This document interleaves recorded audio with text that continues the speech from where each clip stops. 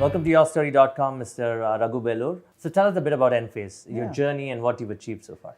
It's been a pretty interesting and an exciting journey, to say the least. We started as a solar company. I started the company with a friend of mine. His name is Martin Fernage, and the two of us started in 2006.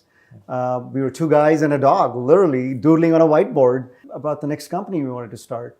And it really started from there. We had an idea. And the idea was in the area of solar. And of course, we were all inspired by wanting to do the right things. And Martin and I had started another company before this. But this one was different. We really wanted to do something that could make a difference in this world. So that's when we started looking at solar. And there were a number of problems to be solved. And as an entrepreneur, that's what you're thinking. Hey, if somebody says that here brings a problem to you, you're always thinking about solving it, or you're always thinking about how can you do something better, right? And the worst thing or the best thing to tell an entrepreneur is you cannot do it, because that's when you dig in and go find the solution to a problem, right? And that's how Enphase started. Started in 2006, Yep. listed in 2012. Yep.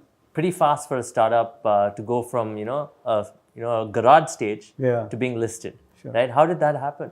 Incredible amount of hard work by an incredible team. So I think, as you can imagine, great companies, the core of a great company are the people, right? If you have great people, you can really transform any business, you can solve any problem, right? And so we put a great group of people together, and that great team really came up with a very unique set of solutions and solved a very critical problem. And I think that's what drove the success of Enphase. And we were really growing at an incredible pace. Given that it's a hardware product, not a software app, it's hardware, it's communications, it's a lot of software. We brought the product out within 2 years. So 2006, 2008, we did all the R&D work, brought the product out in 2008, and by 2012, the company had grown significantly enough that we were ready to go take it public. What's interesting is that everybody talks about climate change. There's so many conflicting reports, and you're bang in the center of that argument, and you're for changing that agenda, right? That we gotta save this planet, make it greener, better, and that's what your solutions do. Yeah. You want to talk about that a bit? The world is in trouble. We have to solve this, and we have to solve it now. Look, we have a moral responsibility for our kids, right? I have a 9-year-old daughter, and I feel morally responsible that for her and for all the other children, we need to leave this world in a place that's better than what we inherited. And that means solving the most important problem that the world faces, which is climate change. Look around. I mean, we are having 50-year, 100-year climate events. Look at the fires in California. Look at the devastating hurricane in Puerto Rico, right? Look at things that are happening. These are unprecedented, and we have to solve for that problem. And being from technology, what do? We use technology to try and solve that problem. And solar is an example. That was one of our drivers on why we decided to enter the business, into the solar market. Did you have a personal experience to get into this? After I did my engineering here in Bangalore, I'm from Bangalore, and I did my engineering here at the University Visvesvaraya College of Engineering, UVC. For about 9 months, I worked at the Indian Institute of Science developing, of course, we were part of a team. I was a young engineer at the time, developing an alternative energy resource for the Andaman and Nicobar Islands. It was a gasifier, a 100 kilowatt gasification engine. I didn't realize that 20 odd years later, I'd be back into renewable energy, and I'm glad I did. I don't know, maybe there was something subliminal there that was working in the back of my mind that I was going to get back into that field. Thanks for sharing that very personal experience of yours from Andaman and Nicobar Islands. I mean, not many would go back to their roots and talk about that experience and how you want to get into climate change and address that issue, right? Talk a little bit about your co-founders at the time. Is it very important to find people who have similar ideas and ideals, although they can conflict with you in other things, but you have a similar vision? Yeah. I started this company with Martin. It was one of my best friends, and that's really the key. The startup journey is a tough journey. Yes. And so you're going to be spending, arguably more time with people that you work with than even with your spouse, as an example. And so you want to work with people that you like. You want to work with people who you admire, and you want to have a very respectful relationship. With Martin, it was really simple, and in that he's brilliant, and I think we both complement each other really well. And so it was great. We spent a lot of time together, and that's how we grew. That's, I think, one of the elements of success. But then it's just two people don't make the success of the company. It takes a village, and that means that it's the two people are the starting point. But what we did, and I think we did a good job on. That we put a fantastic team of people together to do what we are doing today. Okay. And that's really important. If for Enphase to become a great company, I think that's what we need to keep doing is attract very high quality, high talented people. That your co-founder becomes your virtual wife also in many ways? Yeah, you bet. I mean, the startup journey, again, is, like I said, it's tough. The highs are very high and the valleys are very deep, and you experience that firsthand with this person, and so you better like that person. You're going to spend a lot of time with them. If you don't like them, I don't think that startup's going to be successful. Okay, we're living in a world of unprecedented technological change. I see people in Bangalore and the Valley think alike, and even in Germany, they talk about the impact of AI. Machine learning, blockchain, whatnot. I mean, it's out there, and people are scared about it. What would you say about all these technologies? First, I don't think you should be scared of them. Application of that technology matters, and when you take those technologies and apply them to what we are trying to do with renewable energy, whether that's in solar or energy storage or energy management in general, I think it's a phenomenally powerful use, right? For example, one of the big transformations that I see taking place in the industry is it's no longer just about solar anymore. It's just not about putting some solar panels on your roof and off you go.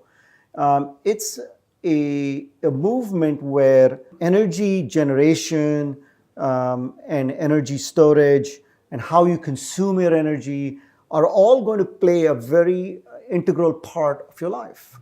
And what that means is that it's about self-consumption. I produce my own energy with my solar panels. When I have excess production, I store my energy. And then I consume the energy completely tailored to my lifestyle.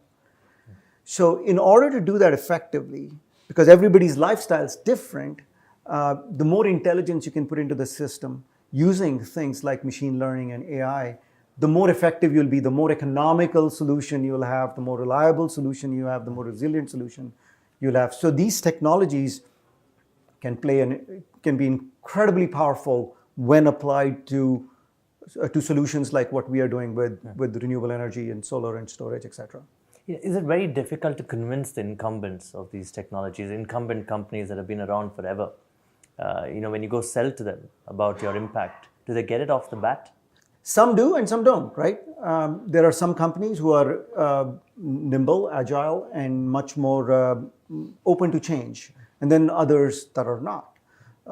So as I always say, the one constant in this world is change, and so you have to adapt, you have to change, and so I think for those companies or those partners of ours who are a lot more agile, a lot more open to trying out these new technologies, I think they're likely to see more success than those that are, rooted in the old way and, hey, this is how we always done it, we're not going to change. I think that's going to be difficult. So solar is here to stay. Would you say that it's here to stay forever, or as long as the sun is here to stay, I think solar is here to stay, right? Yeah. Absolutely. I don't think there is any other better solution, better viable solution that's out there, right? And photovoltaic costs are dropping. Incredibly. I mean, the whole solution is becoming extremely cost effective. In fact, it's more cost effective to put solar and storage, etc., solar in particular, than buying power from the utility grid, right? But I think it's something much more than that, right? When we think about why you want to come join Enphase. And I said, there is a higher purpose. Yes. It's about climate change. It's about saving the world, right? But in addition, there are almost 2 billion people in this world that live in energy poverty. Right? And think about a village in Karnataka that doesn't have electricity, or somebody living in Africa, Southeast Asia, where they don't have power. Bringing energy to them, bringing renewable energy to them, can be completely transformative for their lives. And so that's what we do. We develop these kind of technologies that have a place not only in places like the United States or Germany or in France or wherever. In addition, the technology that we have developed, the products that we have developed, things like this microinverter that I was talking about. That's brilliant. I mean, the right? form factor is amazing. How did you put this the photovoltaic, right? Precisely. So the solar panel connects to this, and this is an inverter. It's got lots of software in it. We have energy storage, etc. This is the one that converts DC to AC. Correct, right? from the solar panel into AC, the stuff that you use in your house. Just imagine, it would be very transformative for people who have no electricity. And now all they need is one solar panel and one of our devices, and off they go. They can start, you can run lights, you can run small refrigerator. I want to talk about this energy poverty a little more because it's your favorite subject too. What does the world stand to lose if we don't address this issue of energy poverty over the next 10 years? I think you'll see major upheaval in society, right? In that the gap grows. The gap between the haves and the have-nots grows dramatically. And I think I come back to, it's a higher purpose, it's a higher cause. We have a moral obligation to go do the right thing. And doing the right thing is making sure that first we address climate change. Yes. And second is, we do address the needs of 2 billion people, 2 billion of our fellow citizens in this world who are living in abject poverty, and particularly in energy poverty. And I think as technology people, I think we can really help address that. We can really go help solve that problem. Raghu, you have done a very good job of getting the company listed. You worked with VCs in the past, and you've given to a social cause. It's a great combination. It's something that every entrepreneur dreams about. How did you manage it? It's been an incredible amount of hard work. I think usually they get only one thing right? Yeah, you have a 1 in 1,000 chance of success, as they say. But at the same time, for an entrepreneur, that's pretty good odds, right? So I think we were lucky as well that we wanted to solve a problem in this particular space, as I mentioned already. Doing something that can transform people's lives, doing something really good for humanity, while indulging in technologies like blockchain and AI and machine learning and power electronics and software. That's the best of all worlds, and that's what's exciting about it. That's brilliantly said. So that's the kind of people that you want to work with you in your Bangalore R&D center too, right? You want to talk about the kind of people you want to hire? We want to hire the best of the best. The best of the best people who are, like I said, interested in technology, interested in building and bringing out great products that address a very critical need that can, basically change the world. Okay, and India as an impact center, as an excellence center, what are your thoughts on the Indian market? You've been away for 25 years, mind you. Yeah, I've been 30 years. 30 years, who's counting, right? I think there's no question that the talent here in India is absolutely amazing and getting better. And so we'll really Enphase looks at India as a center of excellence for R&D in all aspects of the technology and the product. Everything from power electronics to communications to software, machine learning, AI, etc. So we want to attract the best of the best, people who are interested in working in these advanced technologies, while at the same time, saving the world. So India has a chance to become a center of excellence purely because a lot of you are coming back to India and giving back. Is that one way to look at it? I think it's that plus the fact that there is a lot of intrinsic talent here, Yes. very young, dynamic talent available here as well. And we are very excited to have this office. We have We have 150 people here in this office today, and we expect that this will grow into the many hundreds of people, and we are very excited about that. Okay, I know now that you've done a lot yourself as an entrepreneur, but do you still spend time in the sales side of things? Do you talk to government? Because climate change and government cannot be separated. As a leader, do you still take the big shots? Absolutely, right. I do go see customers. The best way to improve your product and anticipate where the needs are, you have to spend a lot of time with your customers and your partners, right? But in addition, yeah, I do spend time meeting government officials as well. You're correct in that when it comes to things like climate change and doing things, developing products for say the 2 billion people who live in energy poverty, yes, you do have to interact with government. But government has a role to play, right? It's the way I think about it is government does provide the catalyst, they provide the regulations, but those need to be catalysts, right? If they provide an incentive, as example, incentive should be a catalyst. It cannot be a crutch. For us as an industry to succeed and be very successful and be a long-term viable industry, it needs to stand on its own feet, not be dependent on government grants, etc. However, grants are good. I mean, they can get you going, but in the long run, it needs to be a viable market in and of itself. You grew up in a socialist era in India, and you went abroad, and you were able to change yourself. I'm segueing into advice to entrepreneurs. How do you look at yourself? You worked in multiple startups. You have your own company. What mistakes did you make? What advice would you give them for them not to repeat those mistakes? You want to talk about that a bit? Actually, it's good to make mistakes. Your best learnings, when I look back at the startups that either I started or I worked at, the biggest learnings I've had are from my mistakes. Okay. You want to talk about them a bit? Sure, happy to. Let me give you my track record, right? I've total of worked at or started 5 startups. Bombed the first one, did really well on the second one. The third and fourth were both failures, and the fifth one is Enphase, and it's done pretty well. So the biggest advice I can give entrepreneurs is it's okay to fail. It's absolutely okay to fail. There's an expression, if you accept the fact that you're going to fail, it frees you up to succeed. I don't know, I want to attribute that to somebody. It was not my saying, it's not something that I came up with, but I read somewhere, and I think it's really important advice for entrepreneurs. It's okay. There's nothing wrong in failing. And I think to some extent that was not the case in India when I was growing up. Failure was looked down upon. Yes. And that's fundamentally what's unique about Silicon Valley. Silicon Valley is when you say you've failed a number of times, they look at you and going, wow, you're really experienced. Right? And that's incredibly valuable. And that's what leads to success. So couple of things that my advice to people, like I said, the first and foremost advice is it's okay to fail. Take risk. It's okay to take risk. Risk, the rewards are very high when you take high risks, and you want big rewards. You want to do things that are transformational, not something that is incremental. And the third thing is focus, right? You want to be very crystal clear in your mind what problem you're solving.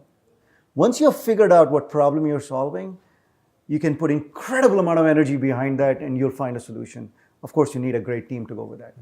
Clarity is very important for entrepreneurs. At what point of time did you have clarity? I mean, as a student, you're always exploring.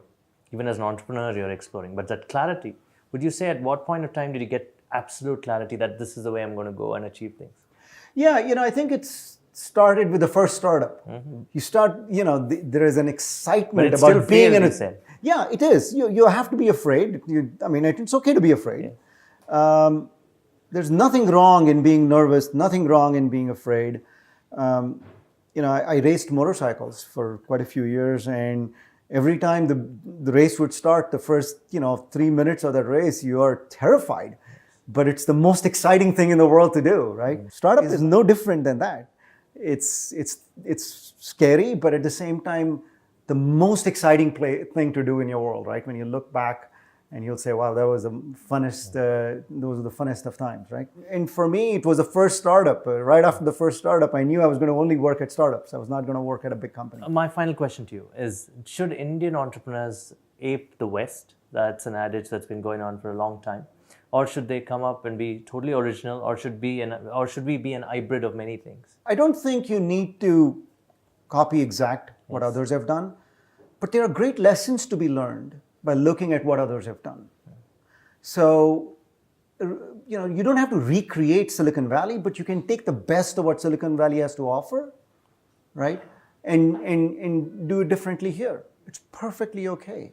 I just think that there's something very unique about people from India, right? We went, as an example, I went from Bangalore and I went to Silicon Valley and got a chance to start a company, and the results are there to show. And so I'm no different in that sense. Yes.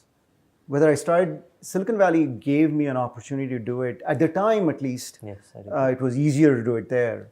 But I don't see any reason why somebody like me couldn't start a company here in India anymore and be equally, if not much more successful. And but there are lessons learned, right? There are absolutely lessons learned. When, like I said, one of the things about taking risk and failing, I think it would have been a lot tougher to do that here because that mindset wasn't there in Bangalore at the time. Silicon Valley, it was there. It was okay to fail. And I think now that's changing. So, I was talking about my greatest, satisfaction will be when the 150 people that work here go off and start their own companies. Fantastic. Right? They should all think about themselves as entrepreneurs, and they go off and start another company that is 10 times more successful than Enphase. That'll be great satisfaction. Right? There's no better advice than that, I must say. On that note, you've been wonderful, Raghu. Hope to host you again soon. Thank you for being on YourStory.com. Awesome. Thank you very much. Thank you. Thanks.